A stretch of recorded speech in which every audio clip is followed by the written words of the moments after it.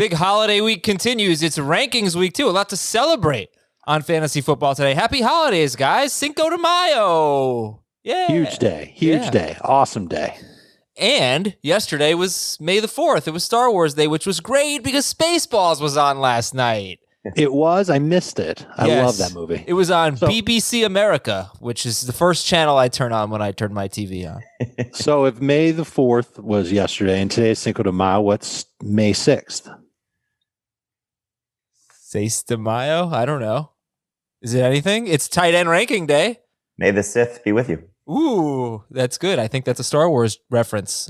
I don't know what a Sith is. I hope to find that out when I binge watch Star Wars. What's your favorite Mexican dish? Let's say you were venturing out to a Mexican restaurant today. You would get what? I had a great chimichanga like a week ago. So I'd probably get another one of the... Wait, hold on. Does tequila count? not to infringe on other fantasy football analysts out there, but does tequila count? Sure. I mean, you could have it with your chimichanga. So I would also go with chimichanga. And chimichanga will be 2. I don't think Jamey likes Mexican. Oh, no, he does. He's all into Taco Tuesday. Of course. What's it going to be? Taco Wednesday. Tacos? Of course. All right. Hard shell, soft shell? Doesn't matter. I prefer soft, but doesn't matter. Okay. Chicken?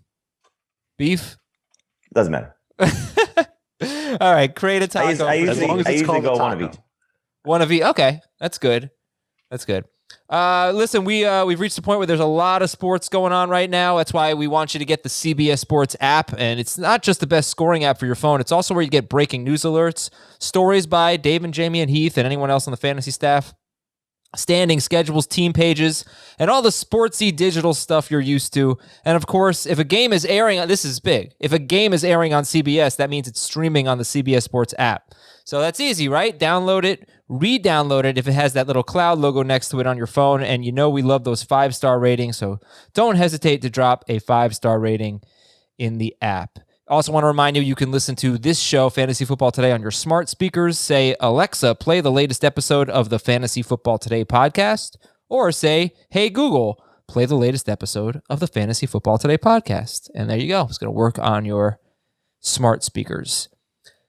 Okay, we got some news items, and then we will get into the wide receiver rankings. So that's the rookies. Oh, gosh. You guys need to get Amari Rodgers in your top 60 immediately. It's ridiculous. Let's talk about it. Why? Why would you put Kadarius Toney in, granted, like way at the bottom of your top 60, the third, maybe fourth option for the Giants, as opposed to the number 2? I'm going to guess the number 2 option for the Packers. Well, and the number 2 option for the Packers has been so great. And I like Rodgers. Finally addressed it. What if Tony's the number 2 option for the Giants? Then I'd rather have Amari Rodgers, the number 2 option for the Packers.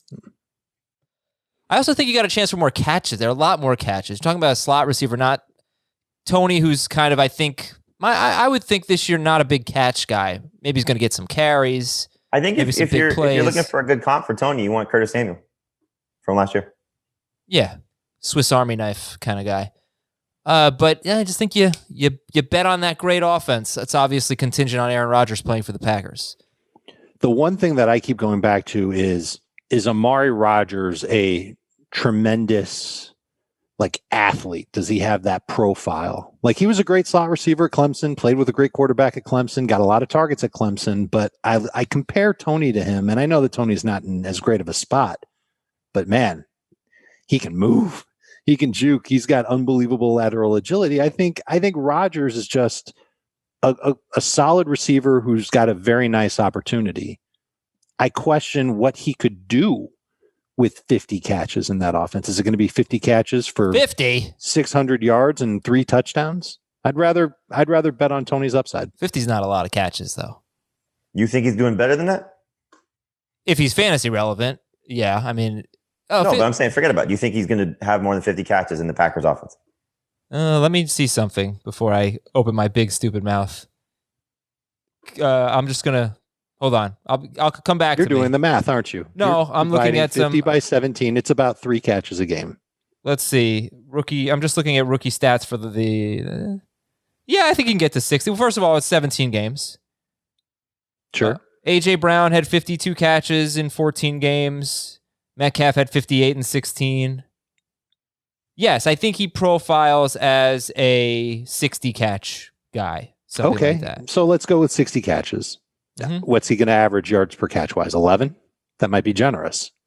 660? How many touchdowns? 3, 4? It just seems Shut low the door? to me. No, that's what I'm banking on is a good touchdown season. Okay. He might. How many rookie receivers for the Packers for Aaron Rodgers have been successful? Oh. Probably not many because they don't add a lot. Yeah, that's the thing, right? Yeah, well, so this draft class had a lot of really explosive slot guys like Elijah Moore and Kadarius Toney. And you're right, Dave. So this is how Emory Hunt described Amari Rodgers, said more of a possession slot guy than a dynamic one. Yeah. I just kind of feel like that's exactly what the Packers need. Yeah, they need a So you're hoping for Cole Beasley receiver. Yeah, right. Cole Beasley, I don't know. Off the top of my head, I don't know how many touchdowns Cole Beasley had last year, but I'm hoping for Cole Beasley with 8 touchdowns. That would probably hurt Devontae Adams quite a bit then. I'm not going to crap on you for saying that he belongs in the top 60. He deserves to be drafted in a PPR league. Sure. You think it would hurt Adam? I mean, I'd rather Tony. Adams had what, 17 touchdowns or something last year? He had all of the touchdowns last year. Yeah. I think it would hurt Tunyon, Jamey. That's my... Could hurt Tunyon also. Yeah. Okay. Well, thank you for letting me get that off my chest. I guess I like Amari Rodgers. Do you like Amari Rodgers if his quarterback is Jordan Love or Drew Lock? Who do you guys like? Who do you guys think you're going to like in terms of the rookies more than the rest of the industry? Amon-Ra St. Brown. Kadarius Toney. Okay. Jamey, talk about St. Brown. I mean, it's just opportunity. The Lions receiving core is terrible. So, I'm hoping that he comes in and can establish himself as the slot receiver. He can play outside as well. Be a significant weapon for Jared Goff, a team that's probably going to be chasing points. I just think there's opportunity there. And so is he going to be a superstar? I don't know about that, but could he be somebody like I would take him over Amari Rodgers personally. I just think there's a better chance of him being significant for fantasy this year than there is for some of these other guys just based on his landing spot. And Dave, Kadarius Toney. Well, there's one I like even better than Kadarius Toney, but I think the industry will like him too, and that's Terrace Marshall in Carolina.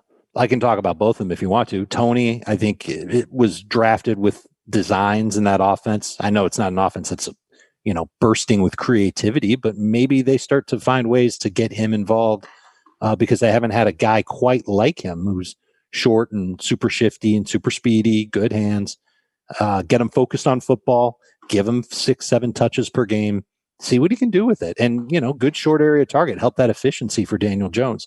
Marshall's stepping into an offensive scheme that he already knows. He should be able to lock up the number 3 role pretty easily.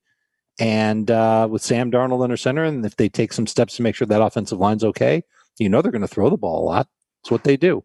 Might be 4th on the team in targets, but he could still come down with a lot of touchdowns. He's got size that DJ Moore doesn't have. So when they get inside the red zone, inside the 10, Darnold can just throw a lob into the back corner.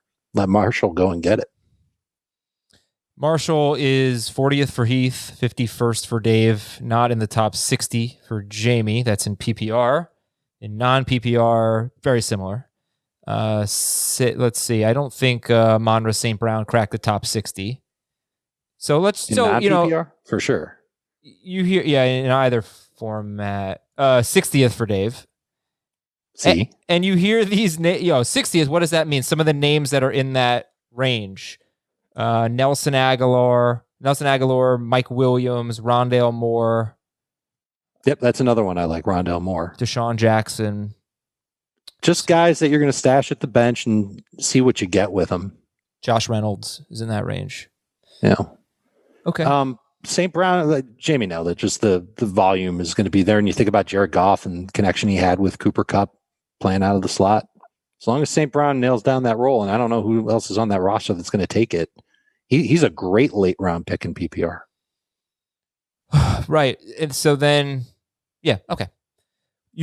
Are you deciding then you'd rather have the number 1 guy? I guess, Jamey, you said this. You'd rather have the number 1 guy on Detroit potentially than the number 2 guy on Green Bay? Yes.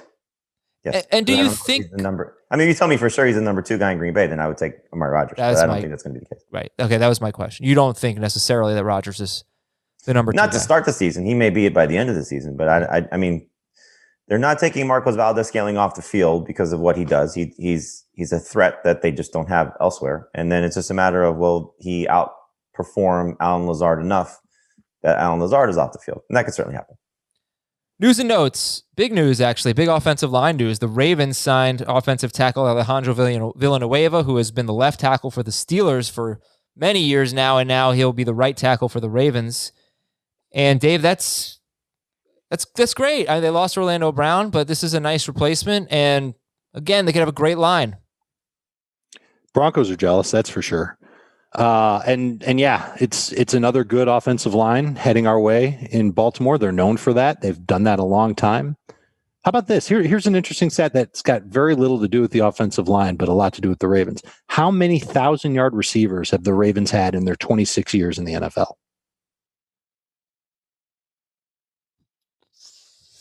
3. More than 3. 5. 6. 5. Double 6. Okay, 12.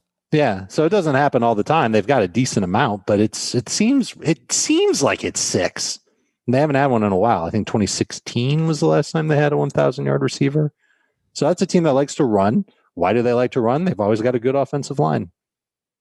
They also have invested a lot of capital at wide receiver in the draft, more than most teams. I can see if I can look up. It's like between Marquise Brown, Bateman, Prochet, Boykin. Who is the total bust for them? Perryman, right? Rashad Perryman. They've taken a lot of wide receivers in the first 3 rounds, and it's kind of weird for a team that is so run heavy. Kind of question the wisdom there a little bit, maybe. Denver, Jamey. Well, I mean, you got to try. Trying. But it's still their philosophy. I mean, their philosophy is still to run the ball. All right, Denver right tackle Juwan James tore his Achilles, and he didn't play for them last year, Jamey. So that they were hoping to have him back, though. They were, and it was going to be a nice addition. Hearing different reports about does he need surgery or not need surgery. So, maybe there's an outside chance that he can come back at the end of the season, but it probably doesn't seem likely, knowing what the extent of Achilles injuries typically are. So, tough loss, for a team that, has built a nice roster, and the offensive line was expected to be a big part of that. I still think they'll be okay. This isn't going to change how I view any of the Broncos assets, but, it takes them from, maybe getting their offensive line closer to a 10. It keeps them probably at a 7 or 8. And I think that's still good enough to help their fantasy options there. Najee Harris wants everyone to know that it is actually pronounced Najee Harris.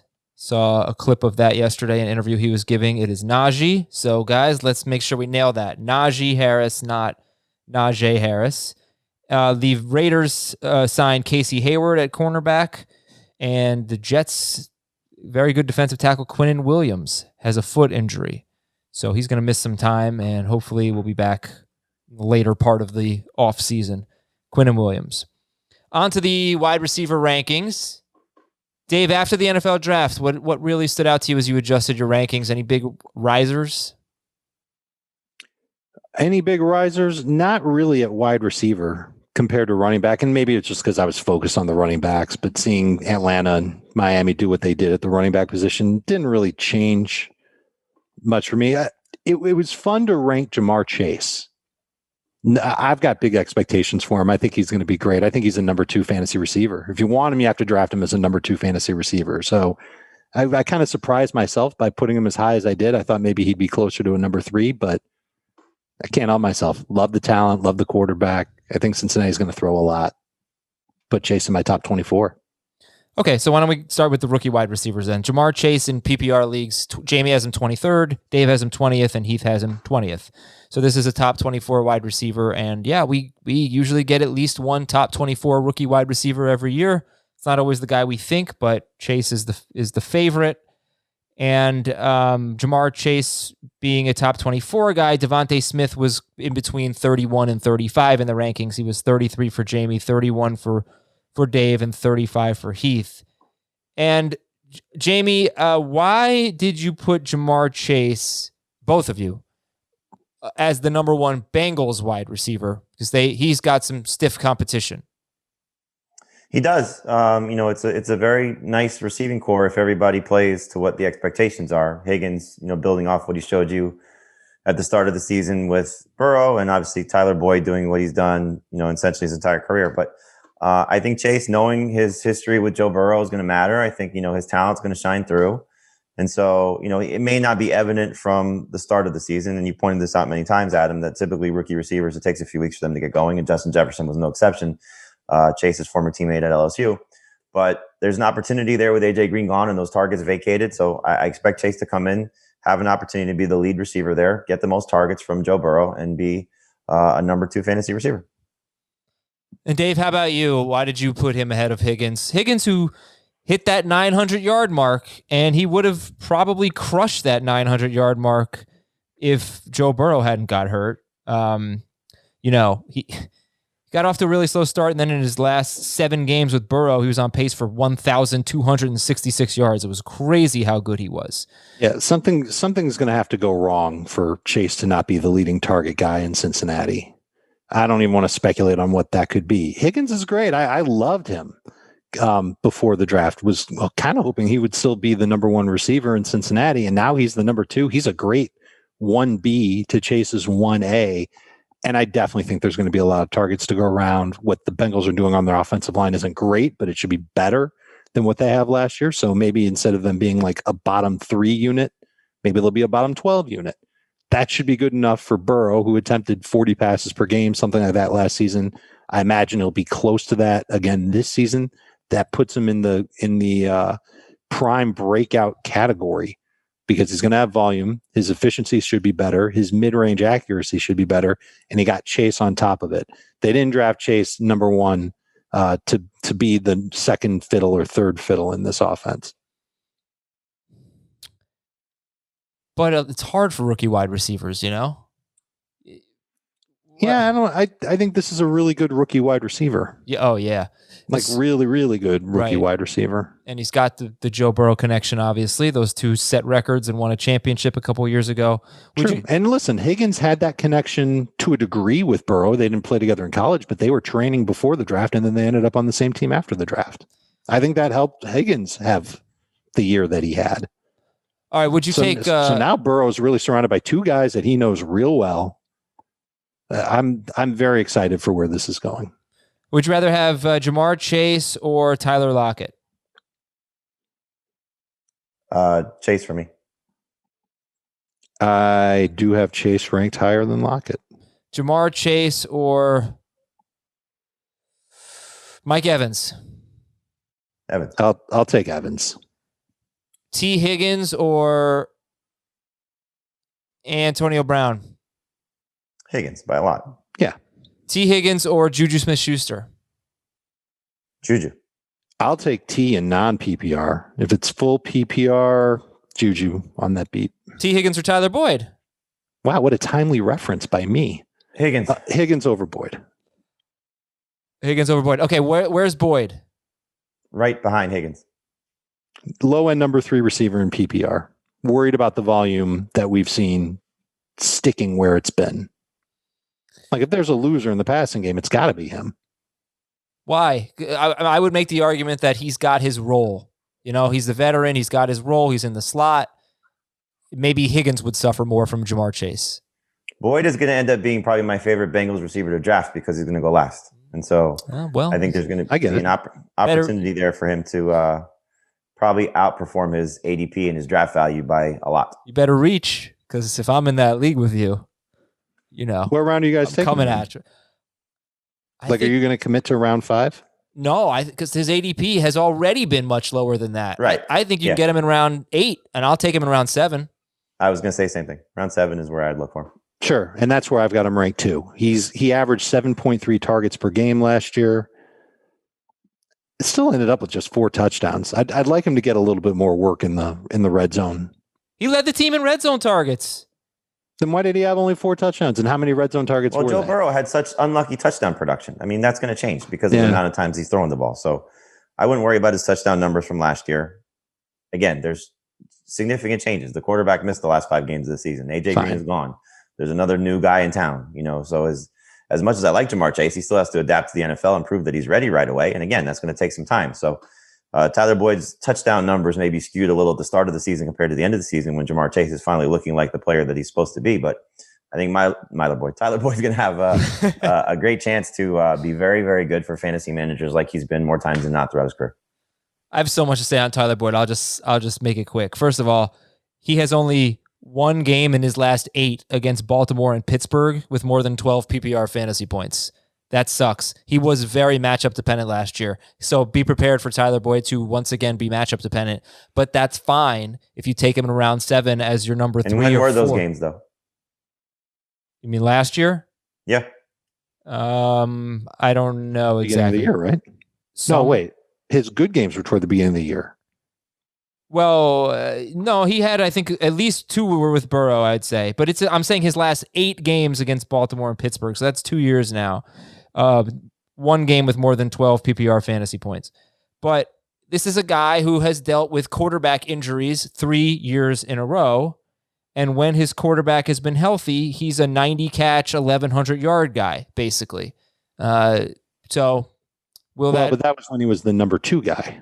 Or the number 1 guy. Or the number 1 guy. Absolutely. So last year, 2 games against Pittsburgh and Baltimore when he was the number 2 guy and without Burrow, 4 combined targets, 1 catch, 1 yard. I think he left one. He might have left one of those with an injury. I'm going to guess it was week 15 against Pittsburgh because he didn't play week 16. That's exactly what happened. But also keep in mind that AJ Green, I think AJ Green led the team in targets while Joe Burrow was healthy. And Tyler Boyd was still a top 20 per game PPR wide receiver. AJ Green had 68 targets. T. Higgins had 61. And Tyler Boyd had 70. Oh, he had 76 targets. Okay, so he led the team. But Green still had a lot. When Burrow was healthy, so Burrow left week 11 against Washington. So including that game, Boyd only had 2 games with fewer than 7 targets. One was the season opener against the Chargers, Burrow's first ever NFL game. Against Chris Harris, right? And one was week 5 at Baltimore. Okay. So that we'll move on from the Bengals here. Let's talk about DeVonta Smith. You've got him as a number 3 receiver. So he's right there with Tyler Boyd, right? DeVonta Smith, Tyler Boyd. Who would you guys go with? I think if you're looking for upside, you probably take Smith just because number 1 guy in his receiving core. But Boyd is probably safer. So just a matter of what you're looking for. But I'd personally take Boyd because I just think he's going to have a better season. But Smith is going to really, I think, come down to how good Jalen Hurts is as a passer. Because, a lot of people are going to make a big deal about his size. He's going to be fine. He showed that at the SEC. He showed that, in his Heisman Trophy winning season. Everybody that measures wide receivers has no concern about him getting off press coverage and getting off the line and, however slight his frame may be. But is Jalen Hurts going to improve that much as a passer is going to be the biggest question mark. And hopefully that's the case. So I think if you just look at it as what Smith can hopefully do as a rookie, again, probably be a little bit of a slow start. Hopefully he's a lot better than their last first round pick at the wide receiver position because Jalen Reagor was terrible. But offensive line being better, targets being funneled his way, I think there's a big opportunity for DeVonta Smith. Those are absolutely the 2 biggest things. The offensive line being healthier, literally it's going to be night and day from where they ended up last season. And they even drafted Landon Dickerson. So they've got, he might end up starting, so their depth will be better. As long as they're healthy up front, that's good for Hurts. It gives them an extra half second to focus and make a better throw rather than not getting his feet set, something like that. And I think that they can scheme up DeVonta Smith to be that short and mid-range target to help out Jalen Hurts. And it's going to make it easier for Hurts to connect on those mid-range throws. He was great on short passes, if I recall, and terrible between 10 and 19 yards. Now he's going to be able to be better at that because of somebody like Smith, who's just such a finesse route runner, able to get away from any defensive back, get himself open. Those timing routes will be there for him. I think he could come very close to challenging Chase for most targets among rookie receivers this year. And I had a tough call just tying in those 2 teams. I was on the clock in a Superflex rookie-only draft last night, and I was offered T. Higgins and a second-round pick, which would have been the 8th overall selection in the second round, so 2.08, for my 1.07, which I ended up passing on and taking DeVonta Smith. Yeah. So that you basically took DeVonta Smith over T. Higgins in Dynasty and 208. Which everybody would do. I think. It was a tough call for me. I struggle with it. I mean, I like T. Higgins a lot. I think T. Higgins showed plenty last year that can, make him a significant contributor. But, it's just the tantalizing upside of what DeVonta Smith could be. It's too hard to pass up. And just knowing how good of a receiver that he was. What if it was 201 instead of 208? Like, I think that the problem in the deal, like the breaker, was that it was such a late pick in round 2. I think you might have to take it if it's 201.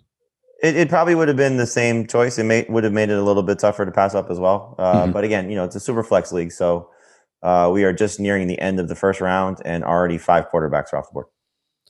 So T. Higgins, just to go back to T. Higgins, you've got 21 wide receivers between 2003 and 2020 who had 900 yards as rookies. Okay, you've heard me talk about this a lot, but updating the numbers here. 21 had 900 yards. 15 of them finished as top 24 PPR wide receivers in their second seasons. So 15 out of 21. That's a really good success rate. There were 6 that didn't. 2 of them, there were only 4 who had bad years. Keenan Allen, Anquan Boldin, and Michael Clayton. Oh, that's 5. Michael Clayton, Eddie Royal, Mike Williams. There were only 3 that really turned out to be bad players. You get to 900 yards as a rookie, that's a great sign. So T. Higgins did that, but you don't find a lot of scenarios where you have that year and then they add a guy like Jamar Chase. It doesn't happen very often. However, Anquan Boldin took a step back in his second year. What happened? I'm pretty sure that was Larry Fitzgerald's rookie season. So that's something to look at too. Keenan Allen, his rookie season, he played without Malcolm Floyd. Malcolm Floyd came back the year after that and led the team in receiving. Keenan Allen took a step back. So anyway, it's a good success rate, but adding a player doesn't help. Enough of T. Higgins. Let's go to Jaylen Waddle here. Jaylen Waddle is a low-end number 3, more like a high-end number 4. He's just outside the top 36. Jamey's got him 37th. Heath 39th. Dave 42nd. So where's Will Fuller for you guys? After Waddle, but they're kind of the same type of guy. They're going to need some big plays to be successful. Obviously, Fuller's proven that. Waddle, I think, will have those opportunities to make those type of plays as well. It's very similar to DeVonta Smith. This is going to come down to how well Tua plays, how the targets are spread around. There's where the difference is that Waddle is sharing the field with 2 proven guys, whereas, DeVonta Smith just has to worry about the tight end. Well, 3 proven guys in Miami, so with Mike Gesicki. So are there enough targets to go around for Waddle to be successful? Now, I think as we pointed out throughout the draft process, he's not going to need a lot of targets to be successful. He'll make a lot of big plays and use his, ability to make plays after the catch. But I think that's where he loses a little bit just in terms of targets. And again, that was another tough call, is taking DeVonta Smith over Waddle. And I think a lot of people have that choice in a rookie-only draft, is which of those 2 guys projects to be better. Clearly, the NFL draft told you that Waddle projects to be better because the Dolphins took him over DeVonta Smith. So, it's going to be a fun, scenario to see it play out over the course of their careers. But I think Waddle has a chance to end up being a starting caliber fantasy wide receiver if he turns into what the comp is, something close to Tyreek Hill. Dave, you have Fuller ahead of Waddle. I do. I'm banking on the experience, and I'm banking on it's a 1-year deal. And I know we're missing a game with Will Fuller. One that we know of with Will Fuller. There's probably going to be some other ones that we end up missing. I think that he can contribute sooner and more consistently than Waddle can. I not see in week 1. No, not in week 1, but from week 2 until Will Fuller breaks down, I think he can be that guy. But the overall concern that I've got with both these guys is Tagovailoa. And I mentioned Jalen Hurts and how he was on intermediate throws. He was actually better than what I said he was on intermediate throws. Adjusted completion rate there. Tagovailoa was terrible on intermediate throws. He was just a little bit better than 50% on those throws. That's why Fuller and Waddle are there. They're going to run a lot of routes that are inside that 10 to 19 yard range and then are going to get asked to make a play after the catch. Now, if Waddle can adapt quickly, and we learned that in training camp in the preseason, it's going to crush Will Fuller. But if he can't, Fuller's there to do it, and Fuller's there to take the top off the defense. And I think Tagovailoa will take some more deep shots this year than he did last year. But he's got to be good. And if Tagovailoa isn't on target, it's the same concern with Hurts. If he's not good, it's going to hurt both of these receivers. And that's why they're not ranked particularly high for me. Guys that are draftable, and they both have obvious upside. But I'm not seeking them out because of Tagovailoa. We got to see it from him. Will Fuller, though, I just think he's better than people think. Led the NFL in yards per target last year. He's kind of a superstar in yards per target. And over his last 3 seasons, he's at 10.7 yards per target. Devontae Adams is at 9.2. Last year, in 2020, that was his career high. Career high, 9.2. 7.8 in his career. Okay, last 3 years, Fuller's been at 10.7. I think it's cool because you've got Waddle and Fuller, who are both probably going to be very high yards per target guys. And that means you don't have to throw a ton to make them good if they are what they can be. Yeah, the thing that scares me about Fuller is not only did he do that with one of the best quarterbacks in the NFL in Deshaun Watson. I mean, he did that with not playing all the time. And you got to worry about how many games is he going to miss. Dave alluded to this. You already know you're down 1. He hasn't played 16 games in his career, or at least not since early in his career, and I don't think he's ever done it. And, look, let's face facts. How much of last year was predicated on whatever substance he may or may not have taken? That has to factor into the equation of some sort that, did he stay healthy because there was something that he got popped for? So, I hope that's not the case. I liked Will Fuller a lot last year, and I was excited to see him perform at the level that he did. But there are all these things that are just, going into it. New quarterback. Hopefully he's on the left side as opposed to the right side, because Tua had a hard time going to the other side of the field as a lefty quarterback. And Parker and Gesicki aren't going away when it comes to both of these guys in terms of Waddle and Fuller. So Fuller's not somebody I'm going to be very invested in. And it's unfortunate because, like I said, I was very excited about him last year. He had 14 games as a rookie. That's a career high for him. And he might have, if he hadn't been popped for the PEDs, he might have played 16 games last year. Right. PEDs are weird because as a guy who covered baseball for a while, the players who got popped for PEDs, they really were much better than we thought. It didn't affect them. No, I'm not saying it affected his. You help him stay healthy. You're saying, yeah, right, help him stay healthy. A lot of people feel that way. And it may have been, something they took not knowing that it was not on the banned substance list. And I hope that's the case because I don't want to see him benefit from something that helped him in a way that it shouldn't. But you have to take into account at some point that for a guy that never stays healthy, all of a sudden he stayed healthy and then he got suspended. It is sus. Of course, yeah.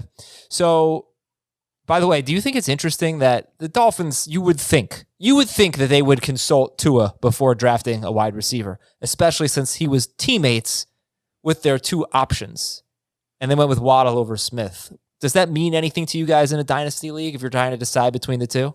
Like I said, I just got to finish saying that. You have to look at. Well, not the Tua part. Right, but the Tua part. I know you were talking about the dynasty decision, but the Tua part. No, but I'm saying the Dolphins told you that they valued Waddle over Smith, and you have to assume that Tua was part of that conversation. Right. And you brought up the numbers, Adam, about how close it was between Waddle and Smith when they were both healthy together. Obviously, Tua's got to know the strengths and weaknesses of both of those guys. There has to have been some conversations with Nick Saban as well. Waddle might be the better player. He absolutely might. And that speaks volumes. And, I know I said this previously.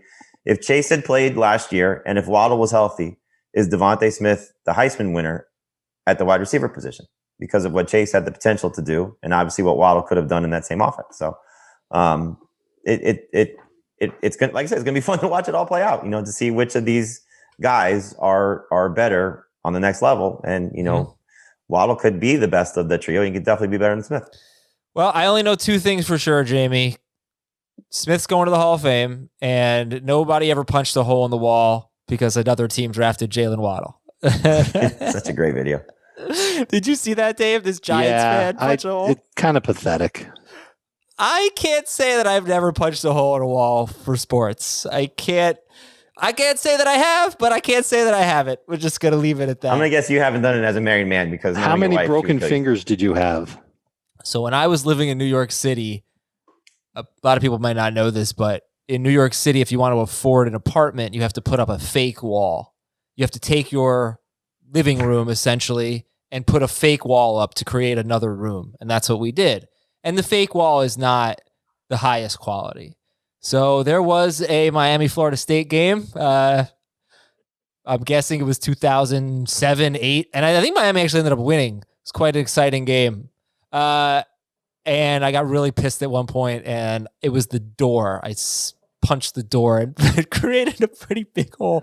It was not my finest hour, Dave. Not my finest hour, but we won. I'm pretty sure Kirby Freeman or something like that won the game for them. Well, I hope it was worth it.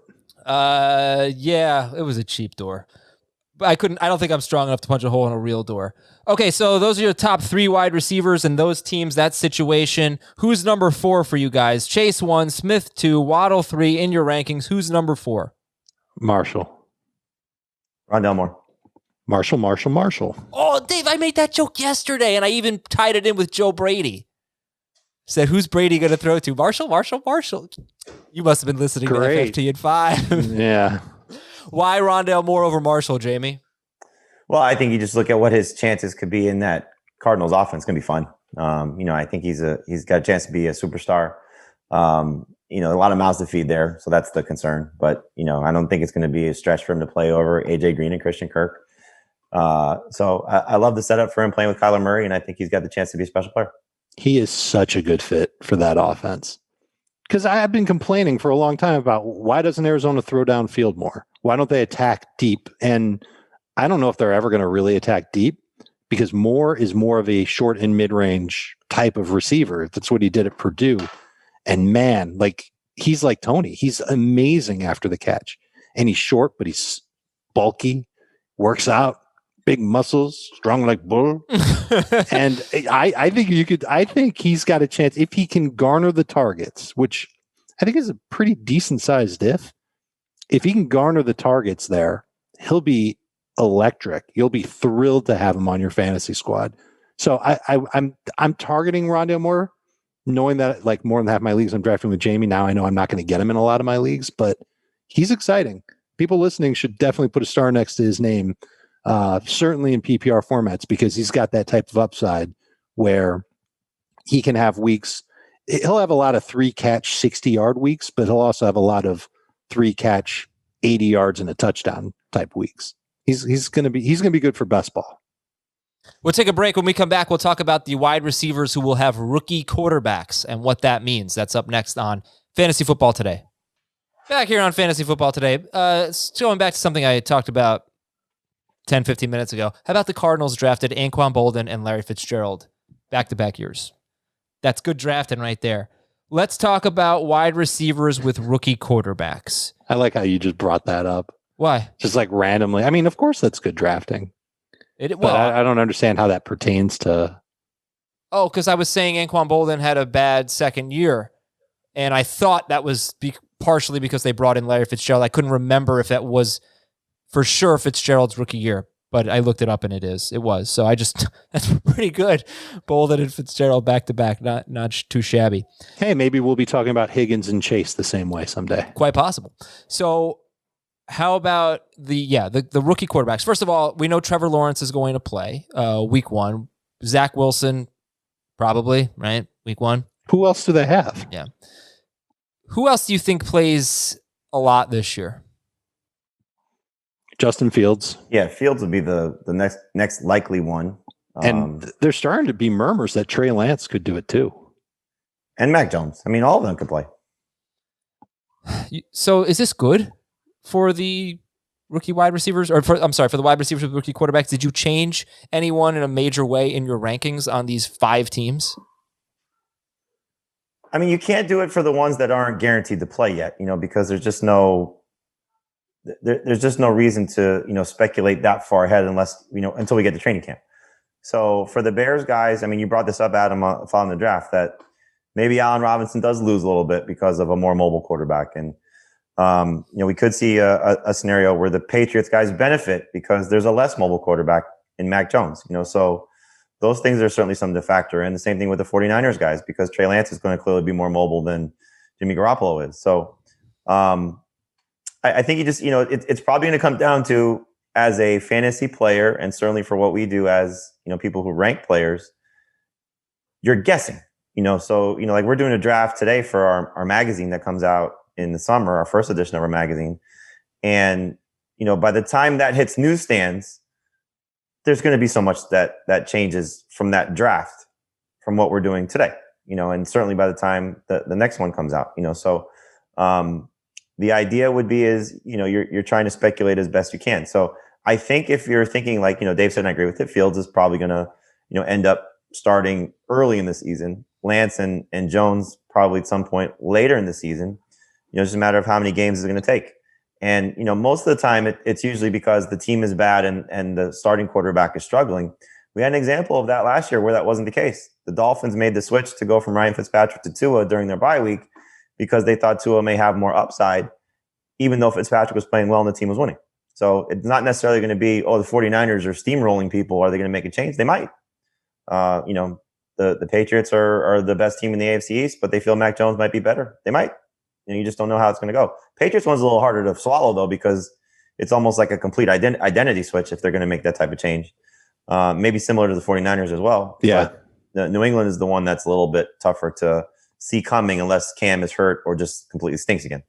To answer the initial question, I did move down some 49ers, and Jamey touched on it. It's because Trey Lance is a big-time mover, and I would imagine that he would lean on that if the pocket collapses on him, and makes perfect sense. And I think the 49ers would dial up a bunch of design runs for him too. Why wouldn't they take advantage of that athleticism? So I moved Ayuk down a little bit. I moved Debo down a lot because you just think about it. Debo's a great player, but is he now third in the pecking order behind Kittle and Ayuk on a team that has a quarterback that'll run a little bit more? Makes me really unexcited to draft Debo Samuel at this point. It's funny because I like Debo a lot. I just think that the way that they get creative with him is going to be fun. But they're going to have to get creative with him a lot. You like him better than Ayuk or no? No. Right. Ayuk is still my favorite guy, but I just think the value for Debo Samuel is going to be fantastic. Like he's the perfect type of fourth receiver to put on your team. Man, so I was trying to do this, just look at the last 5 seasons and the wide receivers who have had good years with rookie quarterbacks. It's really not that easy to find them. It's hard to. Okay, so you had Dez Bryant with Dak Prescott in 2016. He had about 800 yards and 8 touchdowns in 13 games. He was actually 12th per game in non-PPR, 21st in PPR. The following year was Trubisky, Mahomes, and also Carson Wentz played that year. Carson Wentz, his best receiver was Zach Ertz, who had 816 yards. And I'm seeing a lot of 800-yard receivers. You had the Watson, Trubisky, Mahomes year. Chicago's best receiver had 614 yards. It's good for the Bears. Hopkins was, I'm sure, great. He had a great year, and I'm sure he was great with Watson. Watson played 7 games. So was Fuller. Was he? Oh, yeah. Yeah, you're right. All right, so Watson was definitely a great addition. Jets and Browns the following year with Darnold and Mayfield. Yeah, I mean, it was a good year for Landry, but it wasn't great. I mean, it was 81 catches, 976 yards, and 4 touchdowns on 149 targets. It was his lowest catch rate, 4 touchdowns. And that was a good year for a rookie quarterback. So I would say that Landry was lucky to have gotten 149 targets and quite frankly didn't have a great year with those targets. 2019, this is what I'm looking at, right? Kyler Murray had a solid 2019 rookie season. He threw for 3,700 yards and 20 touchdowns. It's a lot to expect. It's a lot to expect Justin Fields to come in and do better. 3,800 yards, by the way, for Murray, not 37. It's a lot to expect Justin Fields, who is a mobile quarterback, is going to run a lot more than Nick Foles and more than Trubisky, to come in and do better than Foles and Trubisky. I know that sounds crazy, but I really believe that because it's not an easy position to play as a rookie. And he could be Justin Herbert. I understand that. He could be Joe Burrow, but he could take his lumps. And that was 3,925 yards, 26 touchdowns for the Bears quarterbacks last year. Is Justin Fields going to, be on that pace, 3,900 yards and 26 touchdowns? I would take the under as a passer. Probably so, but he doesn't have to do that for Robinson, though. I mean, just because that's the numbers for the quarterback, Robinson he's going to lose if the guy is running more. That's obvious. I mean, the targets will come down.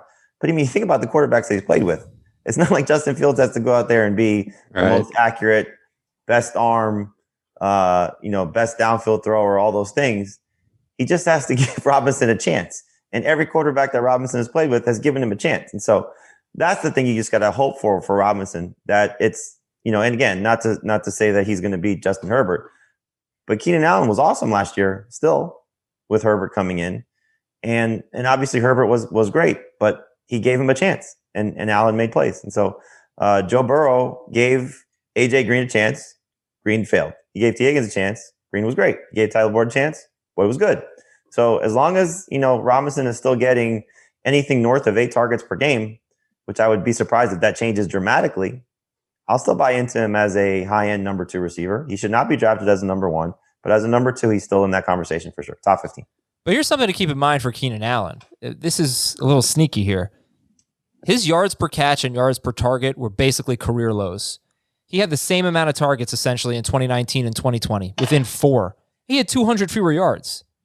So I think, it'll get better with Herbert, but I did think that was interesting. We have this idea that Allen had a great season, and he did, but he could have done better with 147 targets. I think the thing for Allen that you were excited about was, and I speak for myself, I thought he was going to be terrible because I thought Tyrod was going to play more. We thought it was Tyrod Taylor, yeah. And Herbert was going to struggle as a rookie quarterback. So I think what you got from Allen is like, oh, this still worked. It may not have been as great, but it still worked. And where you drafted him, that was the best part. And so I think if you don't reach for Robinson, you'll be happy about it because there's going to be a decline. How much of a decline, we'll see. So where do you have him? Did you move him down at all? You got him number 15. I didn't, but it's that he's in that group of, like 13 to 40. He's at the high end of that, obviously, but he's in that group of guys that could compete for a number 1 wide receiver spot. Probably going to end up as a number 2 guy. You should be happy with him on your roster. I don't think he's going to be a complete bust, but I do think there's going to be some struggles for sure. He was 7th in targets per game among wide receivers last year. He averaged 16 PPR points per game last year. I think this is the best quarterback in Fields that he'll ever play with, or at least to this point. Based on what he did at Ohio State, Fields was accurate. Fields had a strong arm. Fields will run a lot, but he also uses mobility to buy time and throw downfield. I think it's obvious that Allen Robinson's going to be the most targeted guy in Chicago. I think he could end up seeing the type of target volume that Keenan Allen saw last year with LA. And I think he'll do great with it. More importantly, I think he'll be used a ton in the red zone, just as we've seen from Allen Robinson before.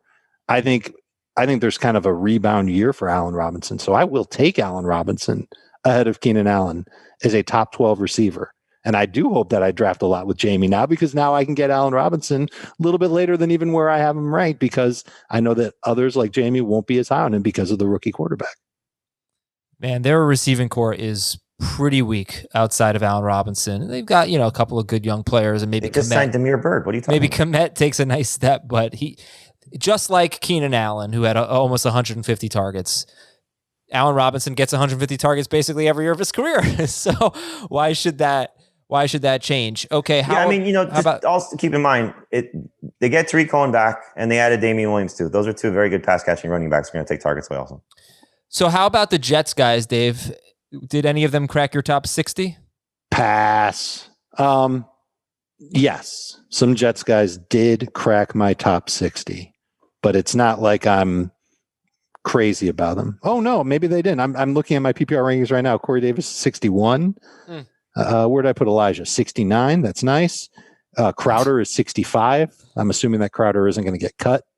I kind of hope he does, because that might push Elijah Moore ahead of Corey Davis and into the top 60. So I guess the answer is no. None of them are in my top 60, and I'm not real excited to draft any of them at this point. Okay. I am not a fan of Zach Wilson the way other people. I think he had a great year last year. The film was great on him last year. He was 11-1 as a starter last year. In the prior years at BYU, he was 8-9. He's dealt with injuries. He's kind of lean. Does have a good strong arm. He's like Fields in that he's got a strong arm. He's mobile. I think he's a good fit for their offense. And getting Elijah Moore, I think, will help him as far as like short passes, slot movement. Elijah Moore can line up wide as well. But I'm nervous about this Jets team being really good this year. Jamey, we saved the best for last. What about the Jaguars wide receivers with Trevor Lawrence? Well, I think, the thing that you're looking at is who's the number one there? Is it the underrated veteran guy who always continues to produce in Marvin Jones but has a hard time staying healthy? Or is it DJ Chark who failed in that role last year? I hope it's Chark, but I think they're going to kind of cannibalize each other a little bit. There's not a number one guy there. They're both number twos. And then you have Shenault, who is, I think hopefully going to build off what he showed you at the end of last season. And he should be their slot receiver, unless they're going to, do what they said, which is, split Etienne out wide and use him more in that regard. But it's an interesting group. You don't have to reach for these guys. One of them is going to be, I think in the number two wide receiver conversation by the end of the season. Touchdowns will matter, but Chark and Jones are kind of similar in that they're big physical receivers, and hopefully Chark sort of builds off what he showed you 2 years ago as opposed to what he showed you last year when he had a hard time standing on the field. So I like Chark better than Jones.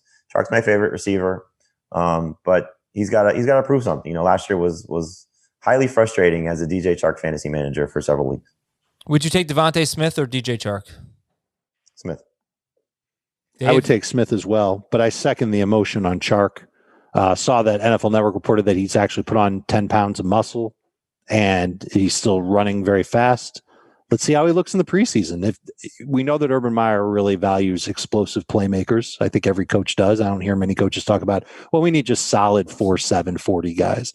But that's somebody who can connect deep with Trevor Lawrence. And a couple of years ago, he was awesome in the red zone too. So we'll see what DJ Chark can bring. I think he's got the most upside of the three receivers in Jacksonville. But there's reasons to like all three.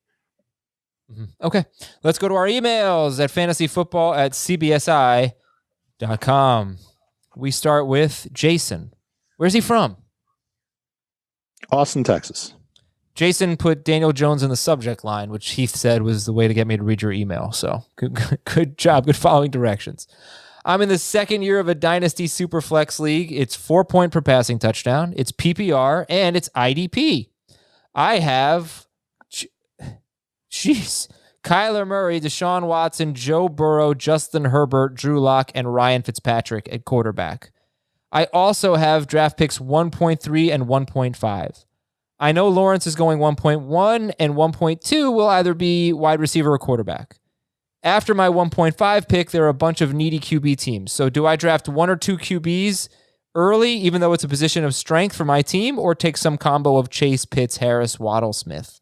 I think you trade down and look for a good deal to trade down and let those quarterback needy teams move up to get their quarterback. You clearly do not need another quarterback. Your team is loaded there. Maybe you trade one of the quarterbacks too, if you want. Get some picks for the future. But if I'm in your spot, I'm trading down a little bit. Next email. Here's an interesting trade that just happened in my Dynasty League. And this is an analyst league, so kind of ties in our conversation a little bit about Allen Robinson, maybe where some people in the industry are viewing Allen Robinson. Robinson was just traded, Superflex League, was just traded for Tua and pick 201. Oh, my God. In a Superflex League, you said? Yep. Dynasty Superflex. Yep. That's interesting. I still like the Robinson side.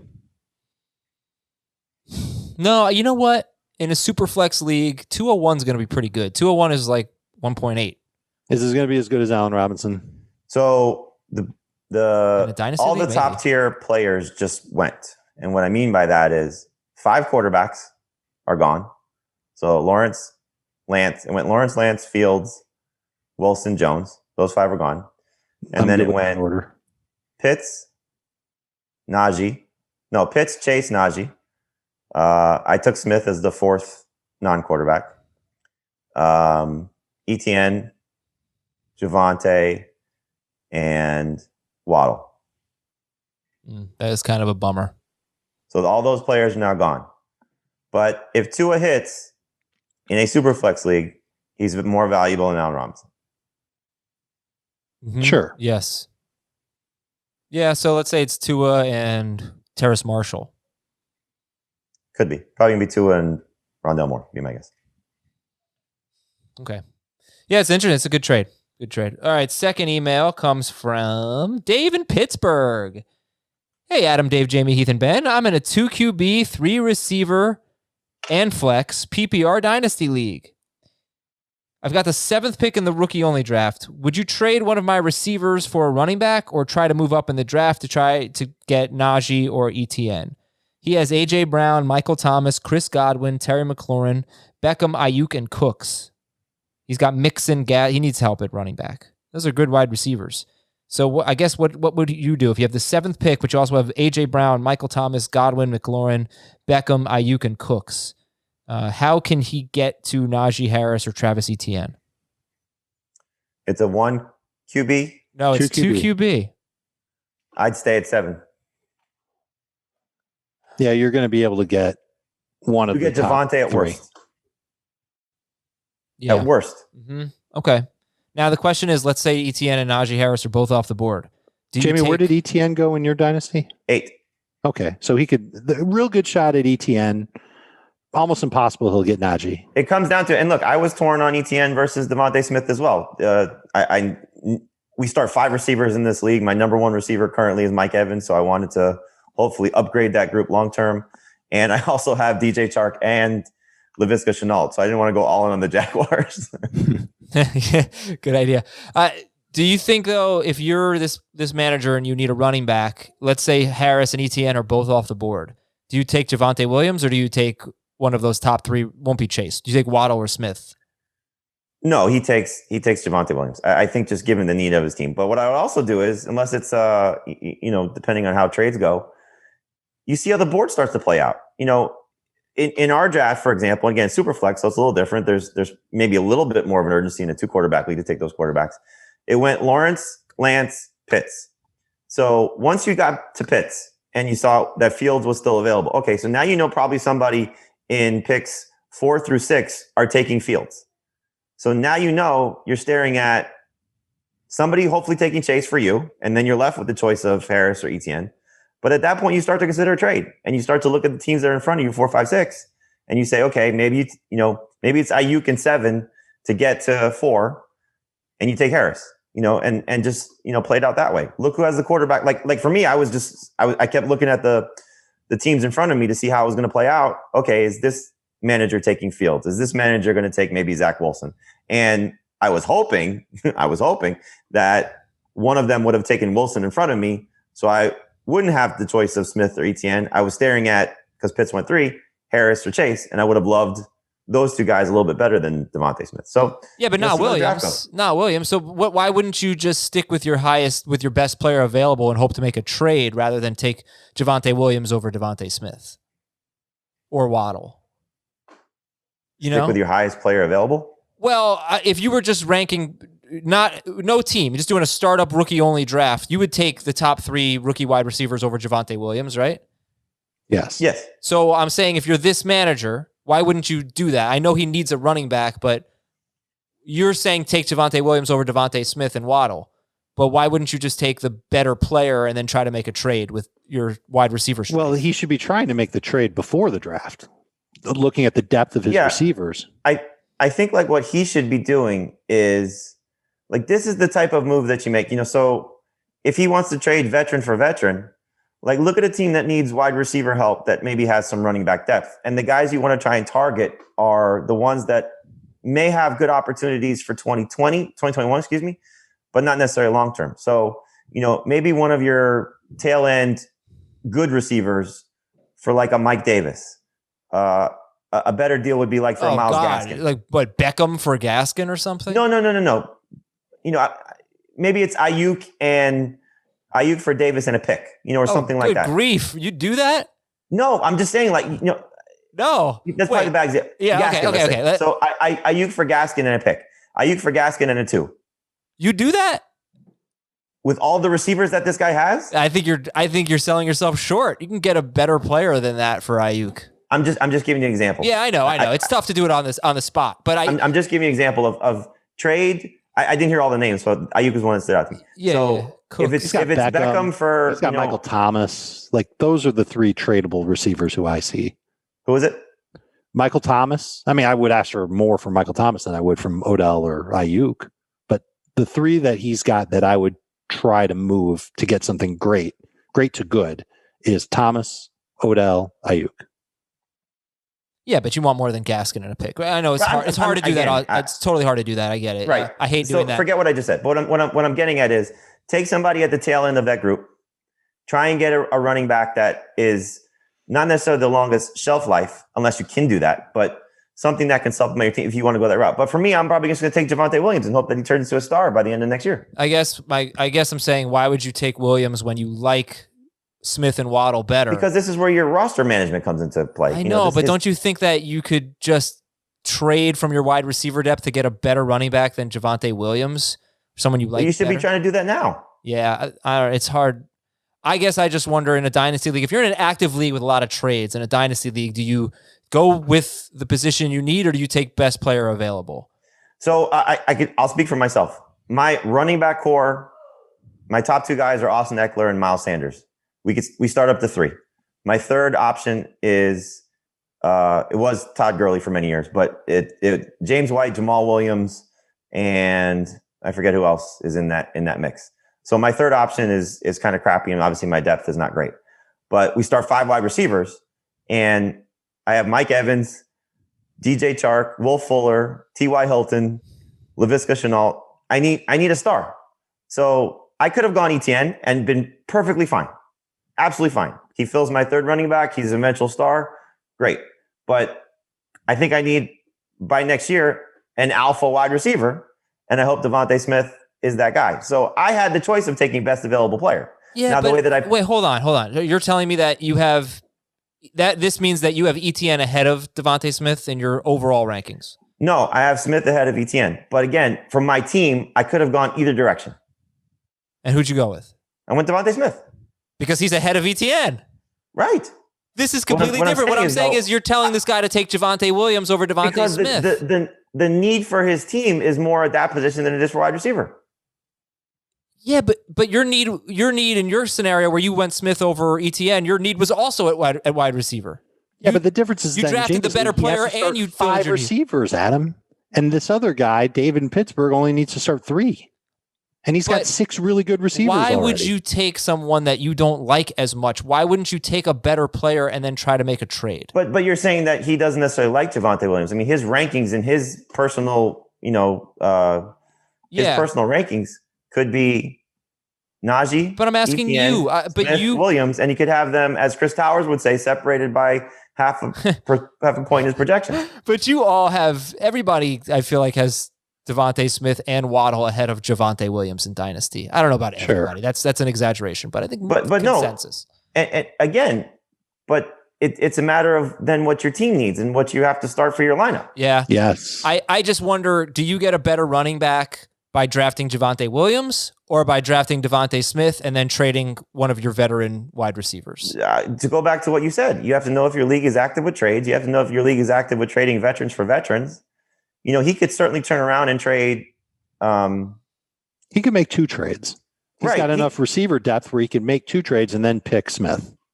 So, and just to tie back in my own team, to give a real life example of this, I'm hoping in round 2 that Trey Sermon or Michael Carter are available to me in the middle of the second round. I don't know if that's going to happen, but that was kind of, I was looking at it as, is Smith and Carter or Sermon better than ETN and Tony, or ETN and Elijah Moore, guys that are going to be in that range. So I felt like DeVonta Smith and one of those backs is a more likely scenario because, again, it's super flex and this one is 2 QB. He could also try and, I know not to use the Ayuk example again, but he could try and maybe trade Ayuk for a pick this year to get back into the first round in the back end. And maybe he's, still Javonte Williams is still there. Fun stuff. All right, guys, good stuff. And happy Cinco de Mayo. Get your chimichangas, get your tacos out, and we will talk to you tomorrow on May the 6th. See you then. Arriba. Want more of the Fantasy Football Today podcast and nonstop year-round fantasy advice? It's simple. Hit the subscribe button and hang with us all throughout the year.